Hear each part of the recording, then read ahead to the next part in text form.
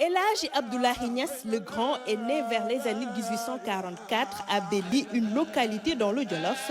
Originaire d'une famille tout couleur, il est le fils de Sidi Mohamed. Ce dernier lui enseigna le Saint-Coran qu'il maîtrisa dès l'âge de 15 ans. Des années plus tard, suite à l'appel au djihad lancé par l'Almami Maba Diakhouba, pour faire face à l'oppresseur, mener le combat pour le triomphe de l'islam, El Hadji Abdoulaye Niass répondit présent. On peut dire qu'il est venu pour des raisons essentiellement religieuses, parce qu'il fallait combattre le paganisme, mais par la suite, il y a une action dans le cadre de la résistance contre le colonisateur. Il a été un serigne, c'est-à-dire un enseignant. C'est lui qui a formé la plupart de ses enfants. C'est un expert en exégèse de Coran, Tafsir al-Quran. Il l'a fait plus de 100 fois.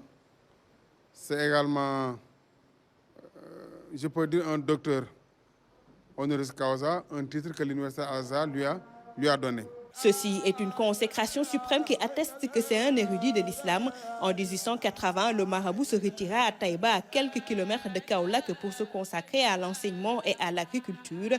Autre date phare, 1890, année de son pèlerinage à la Mecque. Il a effectué un pèlerinage à la Mecque, ceci pour réaliser le 5e pilier de l'islam, et un voyage à Fès pour obtenir une autorisation non restrictive en matière de délivrance, de wirdo et de lijasa au niveau de la tariqa tijaniya. El Hadji Abdoulaye Niass accordait beaucoup d'importance au gamou. L'activité existait bien avant son arrivée dans les royaumes traditionnels. En 1887, il organisa son premier gamou avec sa touche personnelle. À l'époque, c'était un concours de récital de Coran. Bon, les disciples se retrouvaient à Niassène et chacun faisait une démonstration de maîtrise du Coran. Par la suite, il a eu à introduire l'histoire du prophète. Que quand les musulmans sont, il faut qu'on leur parle du prophète Mohammed. C'est l'innovation qu'il a introduite.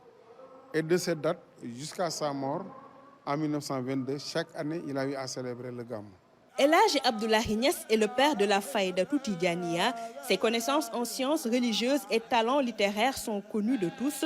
Il est considéré par ses pairs comme le chantre africain de la poésie panégyrique exprimée en langue arabe.